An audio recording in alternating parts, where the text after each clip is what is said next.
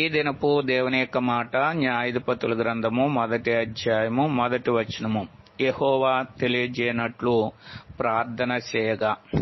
ప్రార్థన మన జీవితంలో చాలా ప్రాముఖ్యమైనటువంటిది. దేవుడు కూడా తెలియజేసినాడు, నాకు మొరపెట్టుము, నేను నీకు ఉత్తరం ఇచ్చేదను, నువ్వు గ్రహింపలేని గొప్ప సంగతులు, గూఢమైన సంగతులు నేను నీకు తెలియజేస్తాను అని తెలియజేసినటువంటి వాడు ఉన్నాడు. కాబట్టి ఇశ్రాయేలు అందరూ కూడా దేవుని దగ్గర ప్రార్థించి అనేకమైన సంగతులు, వారు ఎరగనటువంటివి, వారికి తెలియనటువంటి సంగతులు దేవుని ద్వారా తెలుసుకుంటూ వచ్చినట్లుగా లేఖనాలు బహు స్పష్టంగా తెలియజేసేవిగా ఉన్నాయి. ఆ దినాల్లోనే కాదు, ఈ దినాల్లో కూడా మన జీవితంలో కూడా మనకు తెలియనటువంటి సంగతులు దేవుని ద్వారా మనము ప్రార్థన ద్వారా తెలుసుకోగలిగేటటువంటి వారంగా ఉంటాం.